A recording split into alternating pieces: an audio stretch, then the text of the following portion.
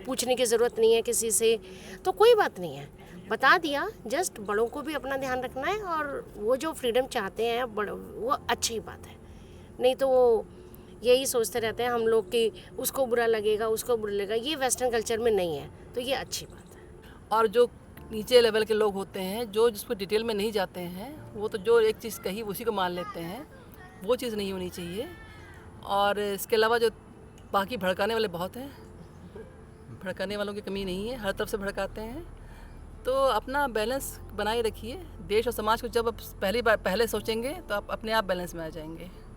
या उसमें इफ़ेक्ट होगा, इम्पेक्ट होगा, तो मजबूरी है। लेकिन चॉइस भी है कि अगर चाहें तो जॉब छोड़ सकते हैं, लेकिन they want to go with the job. वही चीज़ें हैं।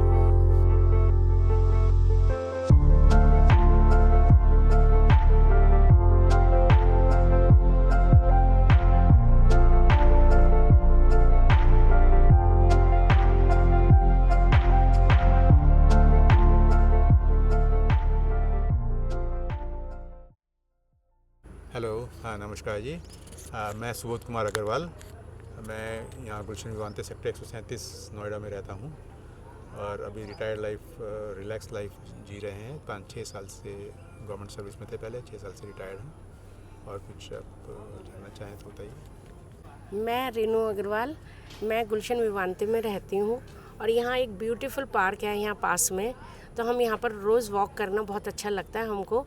जब भी टाइम मिलता है हम आते हैं। पार्क बहुत ही सुंदर है, और बाकी हमारे घर में हम अपने बच्चों के साथ रहते हैं। पूरी लाइफ अच्छे से निकाल कर अब चल रहा है आगे का सिलसिला। मेरा नाम सीमा कुमार है, और मैं इन लोग की फ्रेंड हूँ। उसी सोसाइटी में साथ रहते हैं हम लोग, और वही रिटायर्ड लाइफ एंजॉय कर रहे हैं हम लोग, और यहाँ पार्क की सुंदरता को इस समय एंजॉय कर रहे हैं। Thank you ma'am. सर, आपने जब अपना इंट्रोडक्शन दिया ना, आपकी आवाज़ से बिल्कुल वो एक रेडियो वाली पर्सनालिटी आ रही है, रेडियो जॉकी वाली आवाज़ आ रही है। अच्छा, थोड़ा अच्छा। बैकग्राउंड बताइए अपना। मैं इंजीनियर हूँ basically, electronic and electrical engineer. और job wise, career wise I am a broadcast engineer. Okay. मैं आकाशवाणी और दूरदर्शन में जॉब की काफ़ी टाइम, करीब 37 साल। उससे पहले CPW में, इंडियन एयरलाइंस में भी रहा, लेकिन मेजर पोर्शन मेरा आकाशवाणी और दूरदर्शन में एज ए इंजीनियरिंग मैनेजर रहा। तो आप ओरिजिनली कहाँ से हो? आपके रूट्स कहाँ से स्टार्ट होते हैं? ओरिजिनली तो वैसे अम्बाला से हैं, लेकिन हम बचपन से ही दिल्ली में रहे। हमारे फादर की सर्विस दिल्ली में थी, शादी से पहले से, तब से यहीं रह रहे हैं। लेकिन अम्बाला हम जाते रहते थे, छुट्टियों में जाते थे जब भी।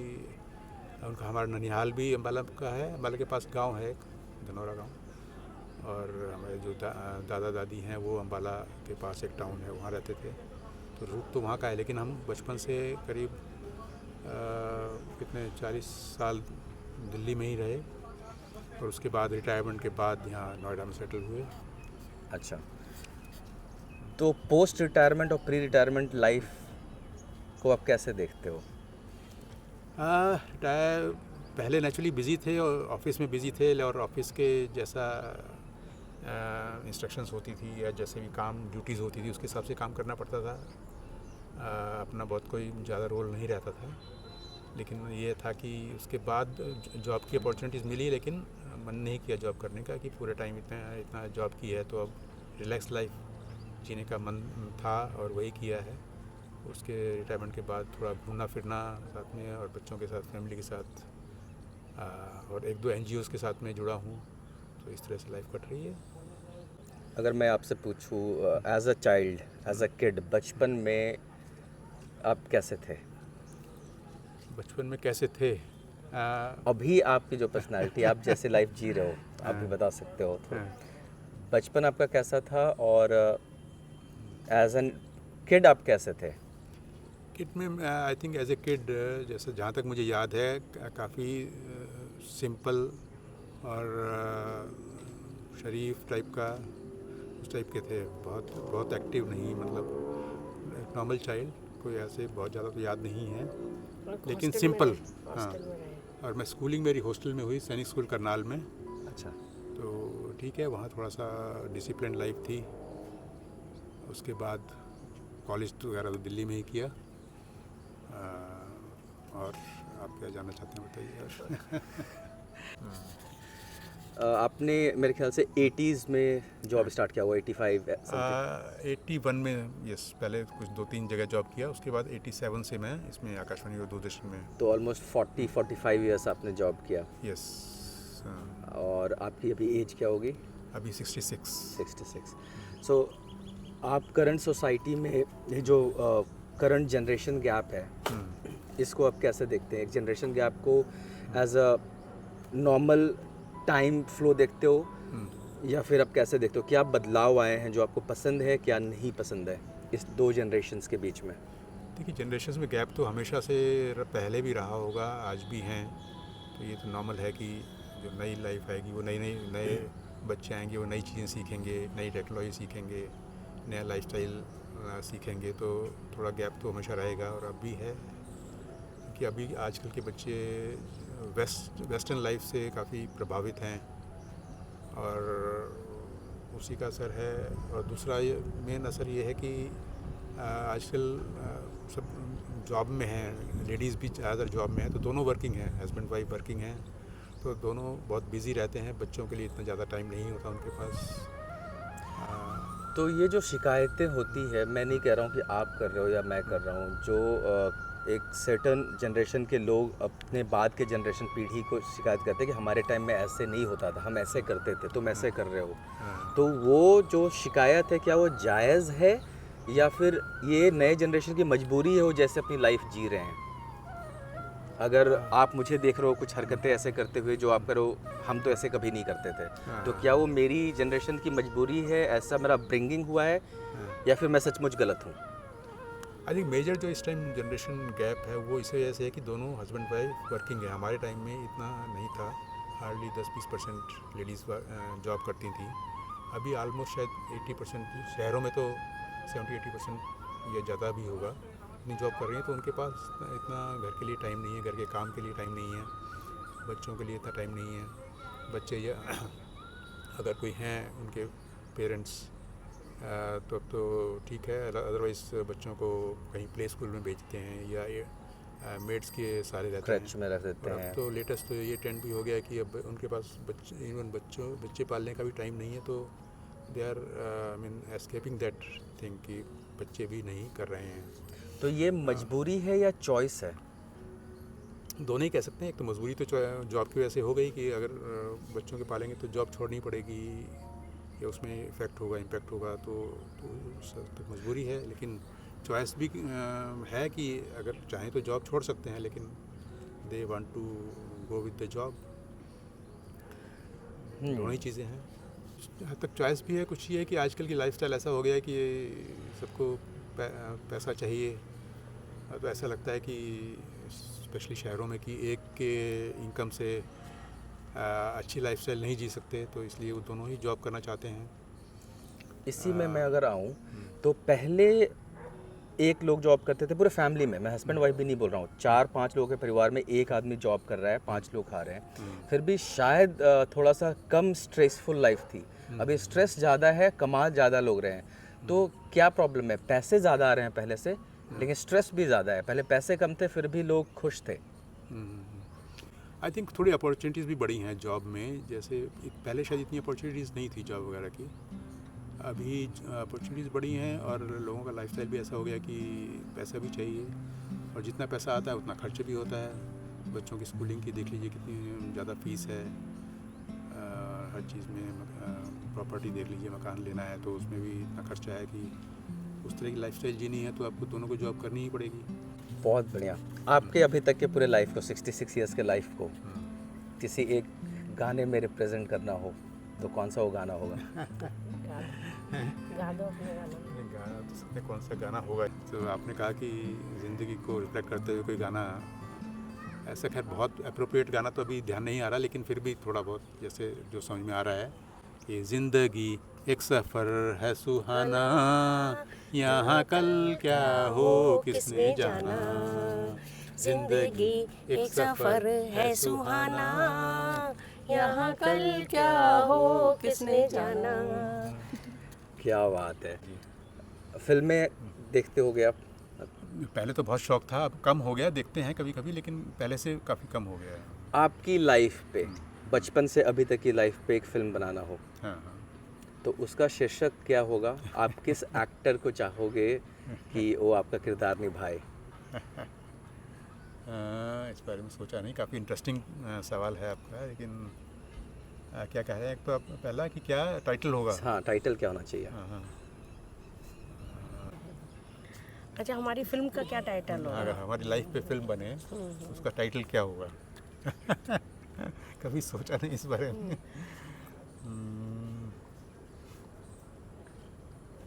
हमारी सिंपल सी लाइफ रही है, तो उस पर आप बताइए, कोई सजेस्ट कीजिए। टाइटल तो सा, गाते मुस्कुराते रहो। गाते मुस्कुराते रहो। और कौन सा एक्टर रिलेट करेगा, कौन सा एक्टर प्ले करेगा आपके किरदार को? हम खुद करेंगे। खुद ही करेंगे? नहीं तो आपके बचपन और जवानी के भी दिन दिखाने हैं। चलिए, कोई बात मैं नहीं। भी आमिर खान ऐसे ध्यान में आ रहा है अभी तो। हाँ समाज के बारे में बस एक सवाल। हाँ जी। समाज में एक चीज़ सुधारना हो जो आपको लगता है बहुत ही गलत हो गया ओवर द टाइम, पिछले 50-60 सालों में जो चीज़ें बिगड़ी हैं, क्या सुधार करना चाहोगे और कैसे कर सकते हैं? आई थिंक मेन जो हमारे कंट्री में तो डेवलपमेंट की कमी है, उसका मेन रीज़न शायद करप्शन है। मुझे ऐसा लगता है कि करप्शन अगर कम हो जाए तो लोगों में टैलेंट की कमी नहीं है। मेन हम जो पिछड़ रहे हैं वो उसका रीज़न शायद समाज को, हाँ, समाज में करप्शन जो है। एज एन इकोनॉमी देश हमारा कंपैरेटिवली बहुत सारे देशों से बहुत पीछे है। मतलब हमारा डेवलपमेंट पीछे है। जैसे सिविक इंफ्रास्ट्रक्चर को देखें तो इतना, और दूसरी कंट्री से कंपेयर करें तो इतना मेंटेनेंस वगैरह नहीं है, जबकि पैसे की कमी नहीं है, लेकिन corruption I think is the main issue. और करप्शन में भी जो रीज़न है उसका, वो मुझे ऐसा लगता है कि जो हमारा इलेक्शन सिस्टम है वो इस तरह का है कि पार्टीज़ को पैसा खर्च करना पड़ता है अपनी कैंपेनिंग के लिए। तो जब इतना पैसा खर्च कर, जो ज़्यादा पैसा खर्च करता है उसी के चांसेस ज़्यादा रहते हैं। बिल्कुल।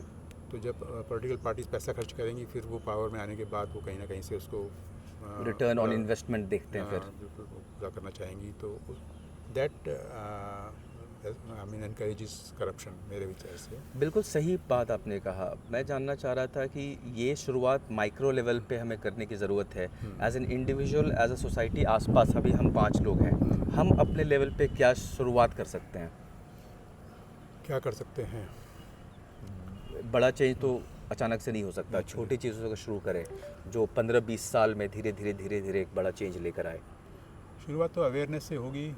अभी तो सोसाइटी में ये सिस्टम है कि जैसे गवर्नमेंट सिस्टम ऐसा है कि ऊपर से ही पॉलिटिकल पार्टीज़ में जो मिनिस्टर्स वगैरह हैं वो ही दे वांट मनी, तो वो एनकरेज करते हैं अपने सिविल सर्वेंट्स को कि somehow they have to get money from them. तो उसकी वजह से करप्शन परकुलेट होता है, नीचे तक होता है। अगर ऊपर से टाइटनेस होगी, ऊपर के मिनिस्टर्स नहीं चाहेंगे मतलब क्लीन सिस्टम चाहेंगे, तो क्लीन सिस्टम बन जाएगा, मुझे ऐसा लगता है। लेकिन उनको क्योंकि पैसे चाहिए, तो हम आपने अच्छा क्वेश्चन पूछा कि हम अपने लेवल पे क्या कर सकते हैं। जैसे आप ये काम कर रहे हैं मीडिया का, तो इसमें I think awareness is main thing. Public में अवेयरनेस आए कि ये हमारा मेन इशू है करप्शन का, और सबको उसके लिए मतलब इंडिविजुअली सबको कुछ ना कुछ करना चाहिए। हाँ। जैसे मैं क्या करता हूँ, जो लोग ऑडियंस देख रहे हैं, मैं 5 डेज़ जॉब के बाद वीकेंड में जो काम कर रहा हूँ, मेरे बैग में एक गार्बेज बिन है। अच्छा। तो अभी से मैं यहाँ से उसको भर के लेकर जाऊँगा। अच्छा। ज़्यादा नहीं, अब कुछ बॉटल्स ही मिलेंगे मुझे, हाँ। I will pick them up, यहीं पर डाल के चला जाऊँगा। So that is what I am doing individually. तो ऐसे छोटे छोटे इनिशिएटिव बिना किसी के बोले लोगों को करना चाहिए।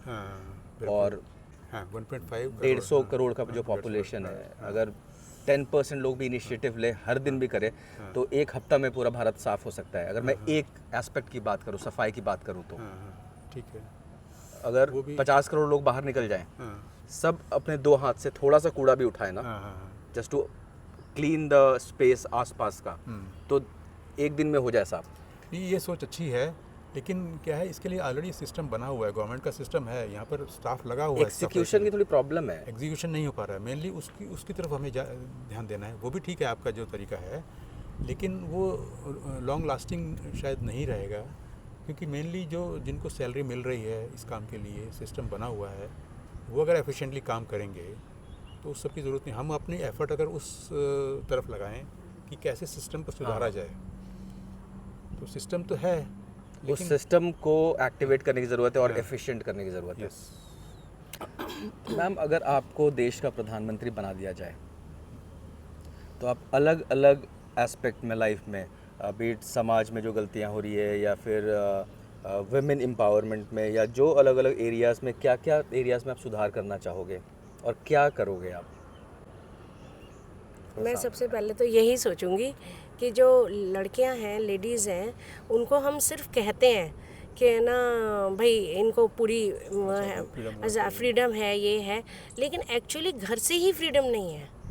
वो उनको घर में भी, मतलब ये तो बहुत दूर की बात है, वो ऑफिस भी जाती हैं, सब काम करती हैं, और आज की लड़कियां जो जाकर सब जगह करती हैं तो उनको भी लोग अच्छा सनी कि घर में आकर, वो फ्रीडम नहीं है जो एक लड़के को है। इवन तो हमारी बहू भी हमारे घर में है, तब भी मेरे कहने के बावजूद भी, मेरे कितना मैं सोच लूँ तब भी मैं अपने बेटे और बहू में डिफरेंस कर रही हूँ। क्यों कर रही हूँ?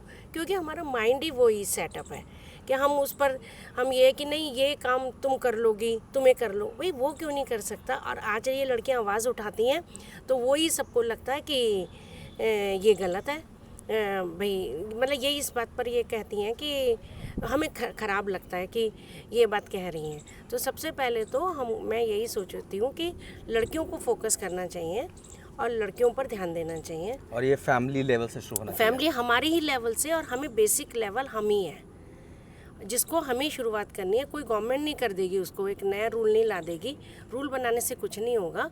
हमें उनको इक्वल वेटेज, क्या इक्वल से ज़्यादा देनी चाहिए लड़कियों को अपने घर में, अपनी बहू के लिए भी, बेटी के लिए तो चलो हमारा कंट्रोल नहीं है, लेकिन बहू के लिए भी। बहुत अच्छा मैसेज सर, थैंक यू। प्रधानमंत्री की तो बहुत ज़्यादा जिम्मेदारियां होती हैं, लेकिन छोटे मोटे लेवल पर अगर सोचा जाए तो लोगों में हर चीज़ के प्रति जागरूकता और लोगों को हर चीज़ की ट्रेनिंग, ये बहुत ज़रूरी है। जो लोग सोचते हैं, इवन झाड़ू लगाने वाला अगर सोचता है कि मैं ऐसे ही कर दूंगा तो वो काम ठीक से नहीं कर पाता है। छोटे छोटे कामों की भी ट्रेनिंग होनी चाहिए। हम लोग रेलवे में रहे हुए हैं, तो उसमें जो रेलवे में जो स्टाफ चलता है, जो चादरें तहाता है, सब करता है, वो सब ऐसी उनकी जॉब लग जाती है। उसकी भी ट्रेनिंग होनी चाहिए छोटे छोटे कामों की, तो उससे काम एफिशिएंटली होगा। और अभी आप जो उसकी सफाई की बात कर रहे हैं, सफाई का तो एक पहलू है कि हम उठा दें कूड़ा, एक पहलू ये भी है कि लोगों को सिखाया फेंके ना, हम फेंके ना। ये एक अच्छी बात आपने कही। एक पर्सनली अगर हम लोगों से कहते रहें, टोकते रहें आसपास में एक दूसरे को, और इवन जो मेट्स हैं, छोटे लेवल पे भी लोग हैं, और दूसरा ये जो ड्राइवर्स वगैरह चलते हैं गाड़ी में, जगह जगह थूकते हैं, ये सब नहीं होना चाहिए। इसके लिए अगर हम टोकेंगे तभी वो डरेंगे, अदरवाइज तो किसी को वो नहीं है, रोक टोक नहीं है कोई। तो ये बहुत अच्छी बात है, निसंकोच आप कहीं भी कुछ गलत देख रहे हो तो टोक दो, पोलाइटली टोक दो, वो उसको मतलब दूसरे को बुरा भी ना लगे, लेकिन टोक दो तो लोगों को ये लगे कि हाँ कोई हमें देख रहा है। मेरे ख्याल से भारत जैसे देश में उनको बुरा लगना जरूरी है आज के टाइम पे, नहीं तो वो रुकेंगे वो नहीं। बुरा लगने की स्टेज भी आ जाएगी धीरे धीरे, कि बाद में आप उसको एक एक लेवल बढ़ाते हर जाओ। कोई अगर टोक रहा है, हर 4 कदम पे कोई टोक रहा है गलत काम के लिए, तो शायद रियलाइजेशन आ जाए। मतलब पहले आप पोलाइटली थोड़ा सा बढ़ाया आपने, उसके बाद फिर सेकंड स्टेप पे आए, फिर थर्ड स्टेप पे आए, फिर पनिशमेंट तक भी जाइए आप उसके बाद। तो बहुत वैलिड पॉइंट है, I really like this answer.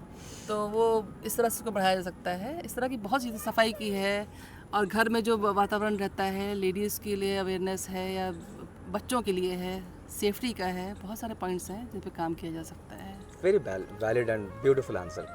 एक दूसरे एस्पेक्ट सोसाइटी का मैं आपसे स्टार्ट करूंगा, देन विल पास ऑन। एक क्वेश्चन डायरेक्टली दहेज प्रथा पे नहीं है, but the mindset of parents, एक लड़की के पेरेंट्स हैं, लड़के के पेरेंट्स हैं, दहेज को बहुत ज़्यादा डिसरिगार्ड किया जाता है, गलत किया जाता है, दैट इज़ राइट, दहेज बहुत गलत है। लेकिन ये एक्सपेक्टेशन फ्रॉम गर्ल्स पेरेंट की लड़का जो है फैमिली सेटल्ड होनी चाहिए, फाइनेंशियली स्टेबल होना चाहिए, प्रॉपर्टीज़ होनी चाहिए, ये एक्सपेक्टेशन, और लड़कियों का एक्सपेक्टेशन कि हम दहेज गलत है, दहेज नहीं लेना चाहिए, ये दोनों पहलुओं को आप कैसे देखते हो?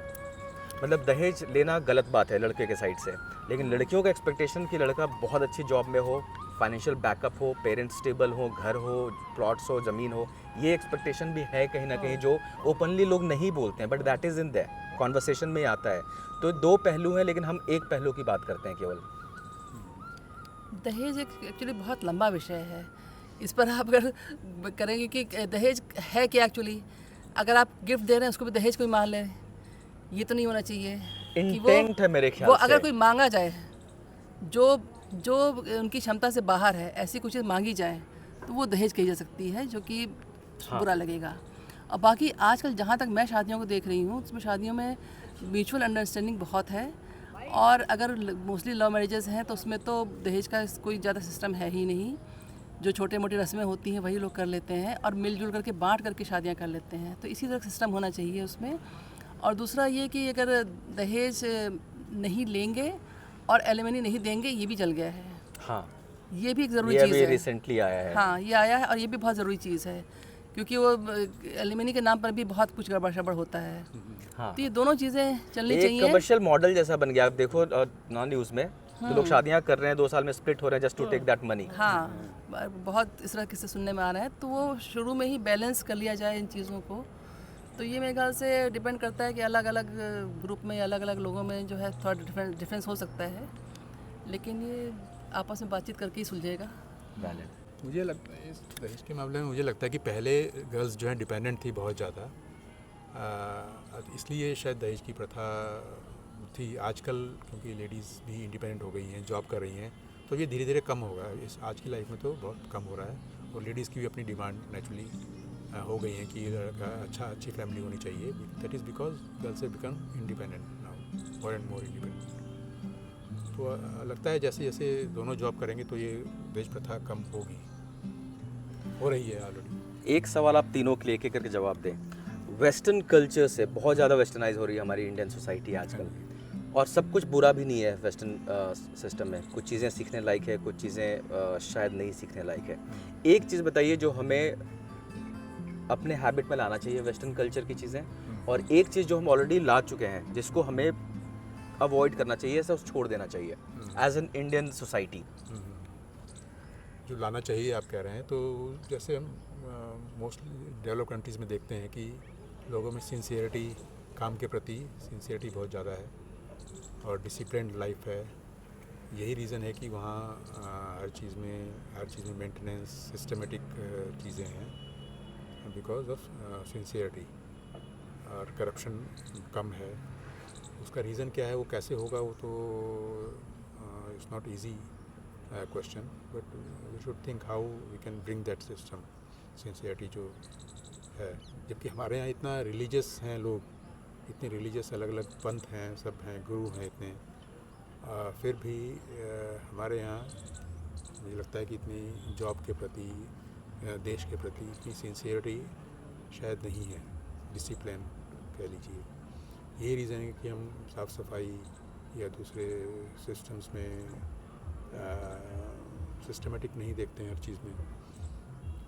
तो एक तो वो कैसे लाना है, वो मतलब लाना चाहिए वो चीज़। और क्या ऐसा है जो ऑलरेडी अडॉप्ट कर चुके हैं, हमें छोड़ने की ज़रूरत है वो?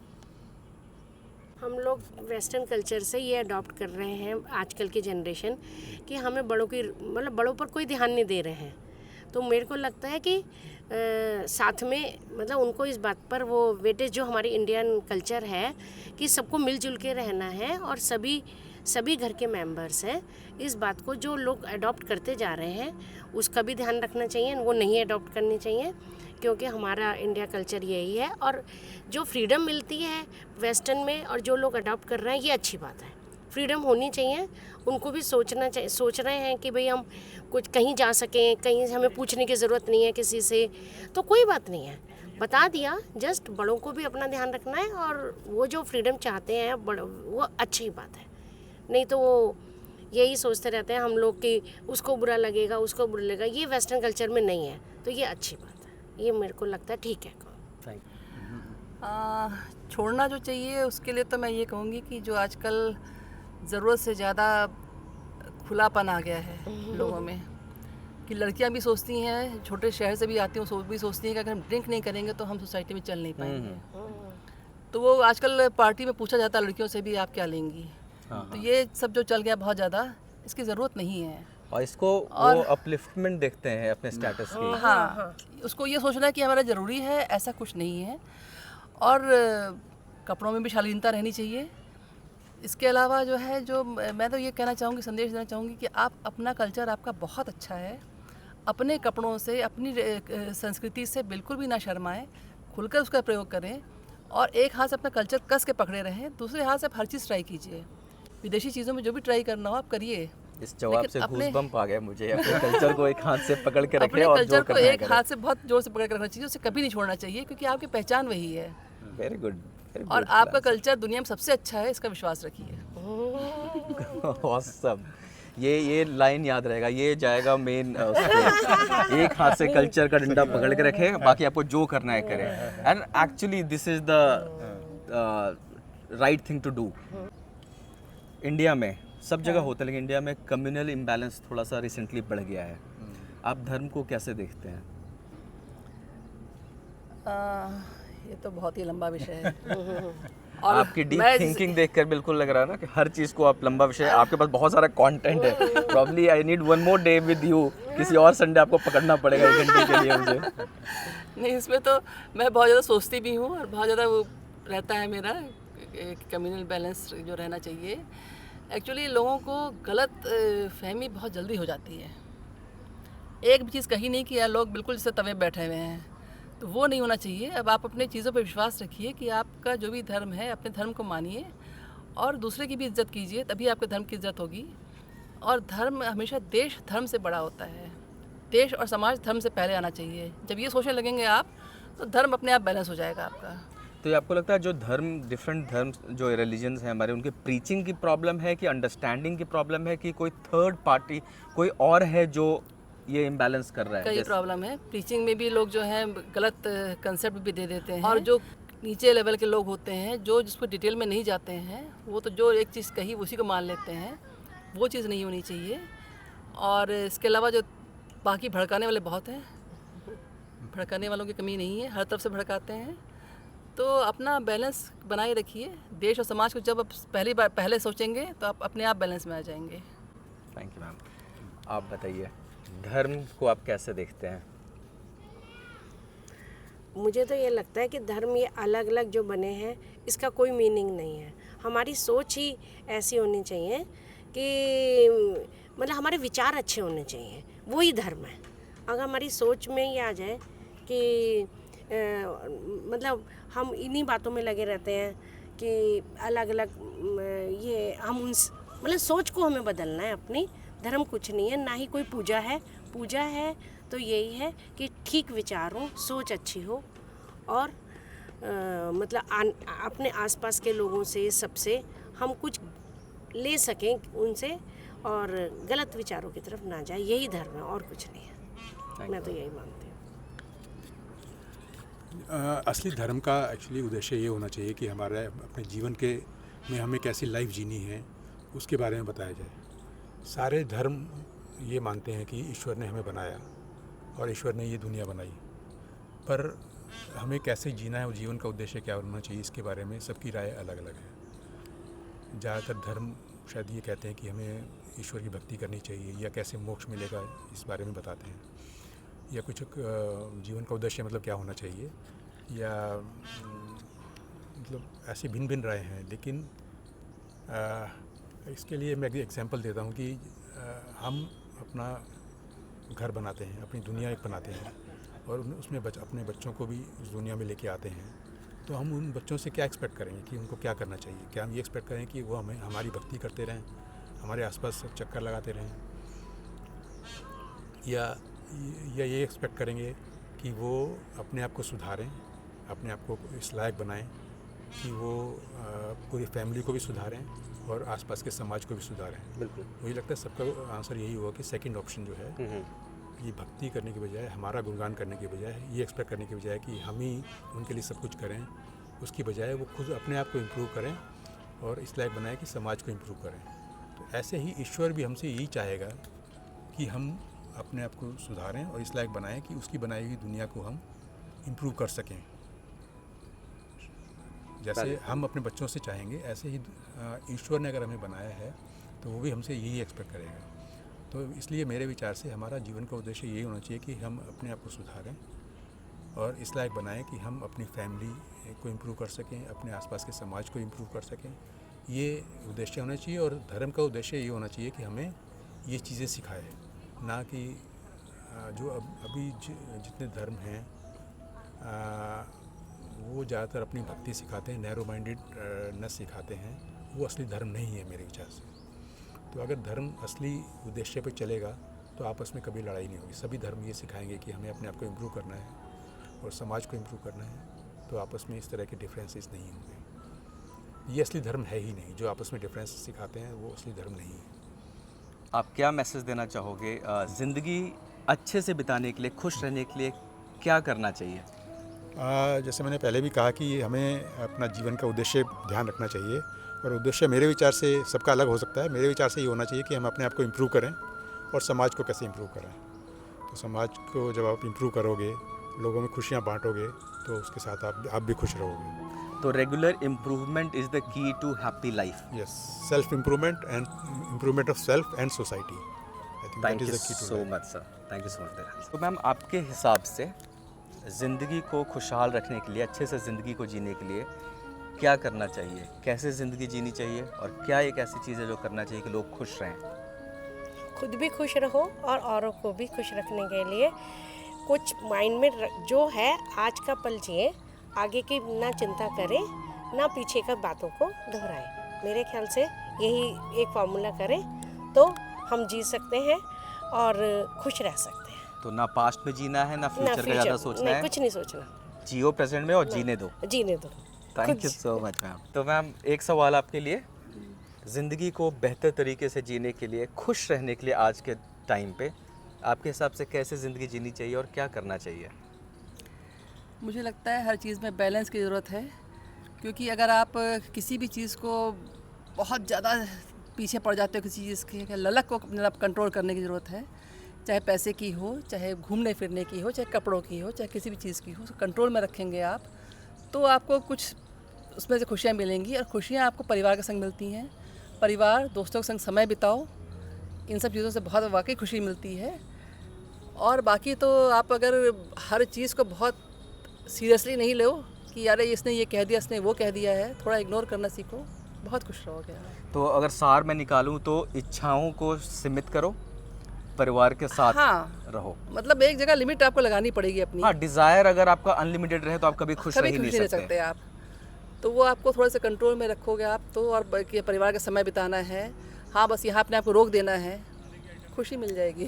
Thank you ma'am, thank you sir. आप तीनों का बहुत बहुत शुक्रिया ज्वाइन करने के लिए और समय देने के लिए। आप लोग जा रहे थे, हमने पकड़ लिया, लेकिन बहुत ही अच्छा कॉन्वर्सेशन था। मे बी आप लोग हर वीकेंड आते हैं तो किसी और वीकेंड थोड़ा पहले आके लंबा डिस्कशन करते हैं। So thank you so much. हमारा चैनल है Soch, SOCH by Sanjay Pathak, stories of common heart. आप लोग सब्सक्राइब करें, देखें, and will continue to get more videos. और आप लोग से दोबारा मुलाकात होगी। हमें भी अच्छा लगा बहुत आपसे बात करके, और आपसे इस बहाने हमने कई विषयों पे चर्चा की। हमने भी सोचा उस बारे में, तो अच्छा लगा। Thank you. और आपको हमारे विशेष हैं कि आपका चैनल जो है सक्सेसफुल हो, और इसी तरह से इसके बहाने, इस चैनल के बहाने जब आप लोगों से डिस्कस करेंगे तो शायद समाज में कुछ अच्छा परिवर्तन भी आएगा। कोशिश वही है। और मेरी उम्मीद भी आपसे ये है कि आप इसी दिशा में काम करें कि आप कैसे हम सब अपने आप को सुधारें और समाज को इम्प्रूव करें, उस दिशा में आपका चैनल काम करे।